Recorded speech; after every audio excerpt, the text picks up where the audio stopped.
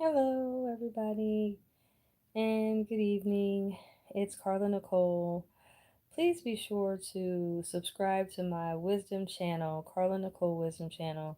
Be sure to hit the subscribe button, and please, whatever you do, do not forget to hit the notification bell so you know when I go live, okay?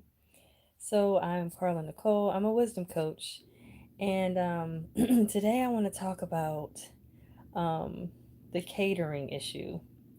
When you have a partner, a mate, a lover, a husband, a wife that seems to believe that their needs sexually is the only needs that matters in the relationship. Yours does not. And I want to talk about this because I'm having this be an issue inside of my coaching sessions, inside of my various different people researching and asking me for advice about their relationships. And so I thought I would come out and kind of give you guys an understanding of what is really going on in the mind of the narcissistic lover that believes that no one matters other than you. Okay, so it is not fair, nor is it right to believe that the relationship is all about his or her needs and you don't matter. So that's not okay. So I want to talk about that really quick. So what do you do in that case? We have relationships, and sometimes in relationships we have um, a lopsided understanding, and it's 9 times out of 10 we don't set the bar, we don't tell of our desires or what we really desire or need beforehand before we get in the relationship. So a lot of times we're in a relationship, and now inside of that relationship we're finding ourselves frustrated, bombarded with different issues and concerns. But this is a very basic problem that I'm finding to be more of an issue inside the bedroom than outside of the bedroom, which has been ironic for me in my practice, is that I'm finding more people are dealing with the fact that their lover is being stingy, when they're finding out that, or they believe that you need or want intimacy more than they do. They believe that, hey, if that's the case, then guess what? I can play with this and have it when I want, but when you want it, I'm going to hold back and say no. Hey, Phyllis. So, good evening. So, it's not fair because a lot of times we're in a relationship, and inside the relationship, there should be a what? Give and take, right? But a lot of times it's not a give and take. It's not an understanding that, my mate's desires, needs, and wants should matter. It's like, what is going on? You chose this person to be with, okay? So I want to get it clear. Those that are manipulating in this way and those that are receiving this manipulation, I want you to understand something that is sometimes deeper than what we see. Understand, I am a wisdom coach, and I always have a unique perspective with a twist of wisdom. So just to give you that heads up. So 9 times out of 10, the person that is advising you that you are wanting it too much or too often, and you aren't considerate, and they want it more than you do. Well, here's the thing.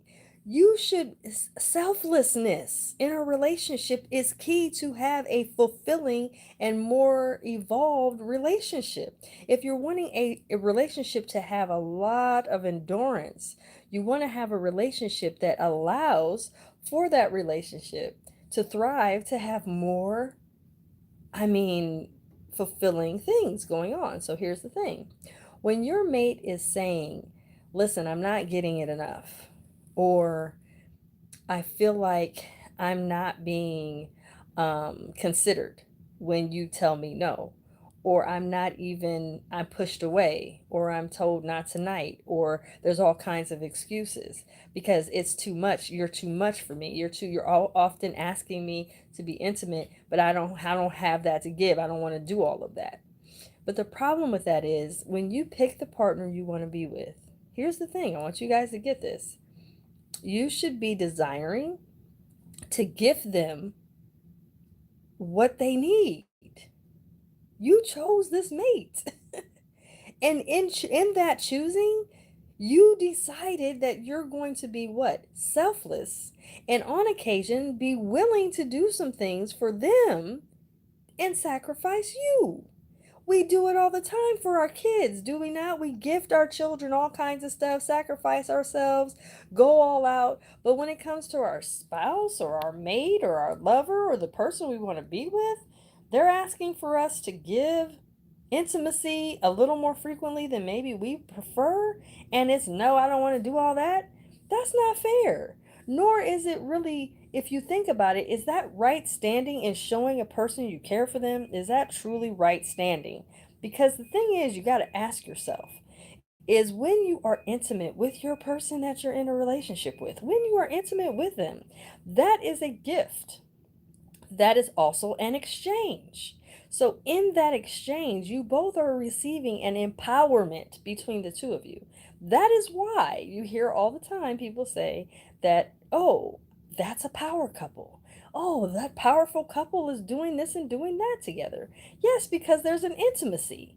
And in intimacy, a lot of times you are sacrificing some of the things you want to do in order to see the larger picture of the union of the two of you. It's not all about you. So you're not being fair, no, in that capacity to believe that, oh, he wants it every night and I only want it once a week. That's too much. We'll come to an agreement. But let's not get to the point where you're like, I only get it when I want it. I'm not giving you when you want it. That's unfair, nor is that really being mindful of what your lover that you claim to love and want to be with and want to share yourself with. That's not really making sure that they are at their fullest at their fullest capacity. And see, we should be wanting the person we're with, we should be wanting them to outshine who they are. That even means in the bedroom, during intimacy. We should be seeking for them to be so excited about being with us intimately that even if it's not their time, even if it's not, oh, I'm tired, but you know what? Let me wake up and do this for you because of us. This is a union thing. This is for you and I to build on each other. Because let me tell you something that's invisible, that's unseen, that nobody talks about when it comes to intimacy and sex. Nobody talks about what you don't see. What you don't see is when you are with the partner, with the lover, with the spouse, with the lady, with the man that you're supposed to be with. Trust and believe you are at your best version of who you are because of that person in your life.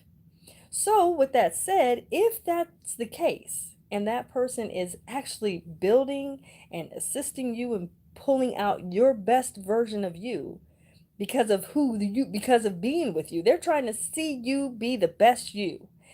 If that's the case, guess what? You're going to find yourself more excited about being with someone that truly wants to be in a relationship with you. So, sexually, what you don't see, a lot of times we say, well, I don't know. What else do I get sexually? You get to be more creative.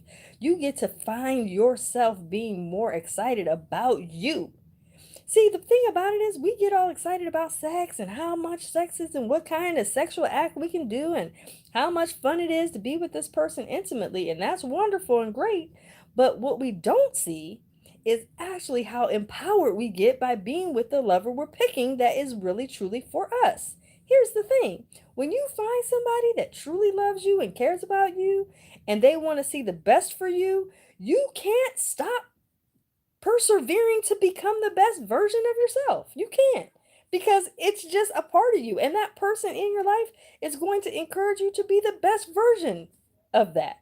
However, sexually, if you're depriving your mate, or telling your mate no, or pushing them away, or telling them, I don't want you to touch me, that is crucial. That is one of the most damaging things you can do to someone, because you're in a relationship, you're in a partnership, you're in a marriage, or you're in a union with each other, and you're pushing that person away. I don't want you to touch me.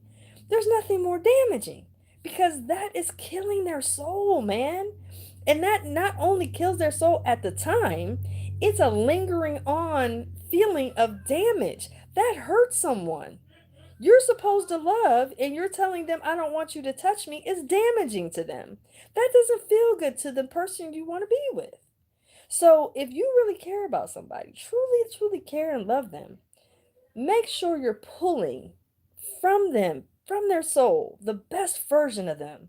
And make sure that you're wanting to see on all cylinders of their life, you're wanting to see the best for them. And if that's the case, you should be willing to say, hey, if you want more intimacy, let's do it. If you're feeling like it's not enough for you and I to get together more than twice a week, and I'm only getting it two times a week, I'm willing to take the time and just advance myself, because I know when you have me in your space sexually, then I know that you become a better man because of that.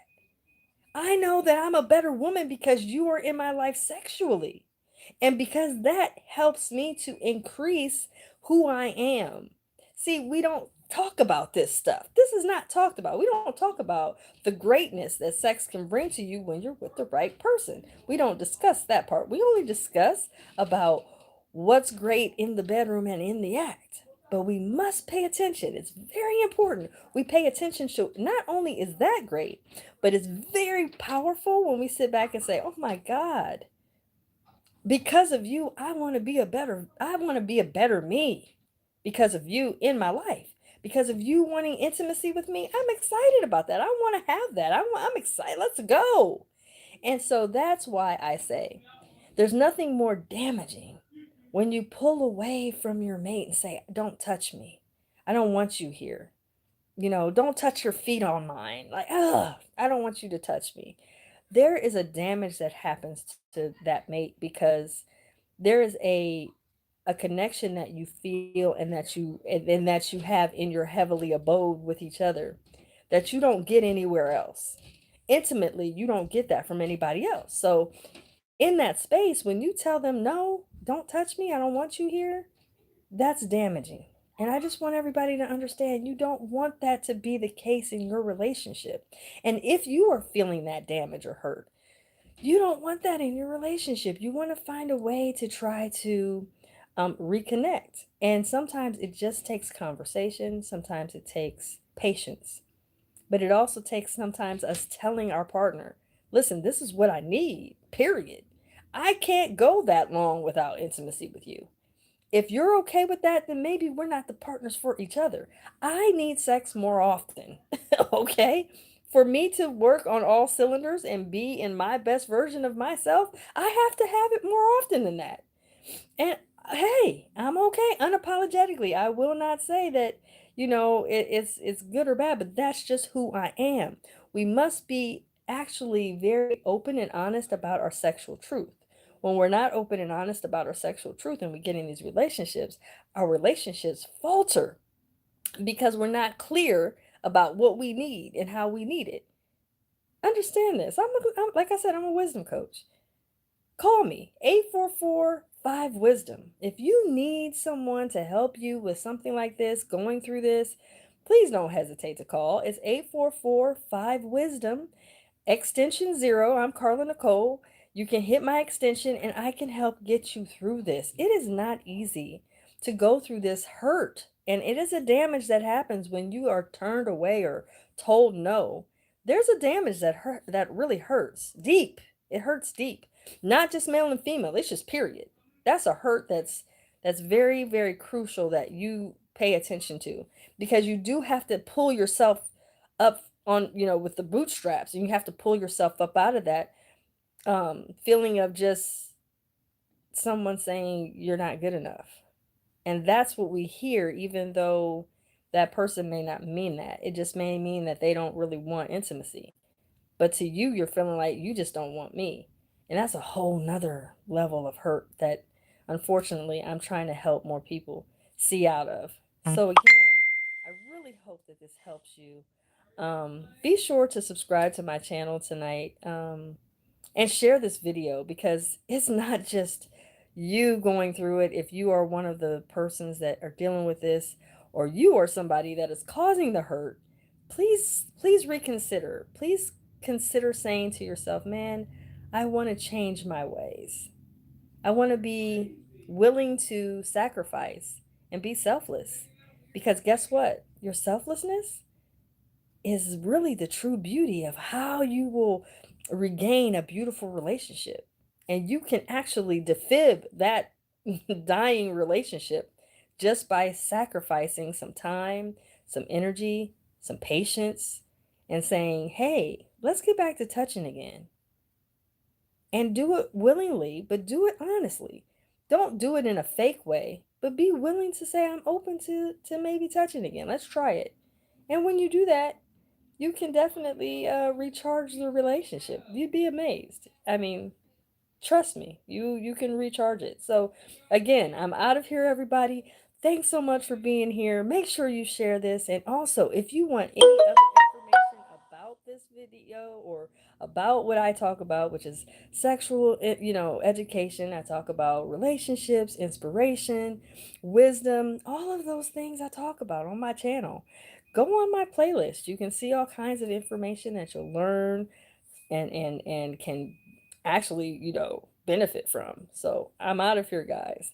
I really am glad that you took 15 minutes of your time just to take a listen to what I had to say. And like I say all the time, I always say this: listen, share this. Someone's got to hear it. I'm out of here. I'm Carla Nicole. I'm signing off. Best kept. Have a great night. Bye.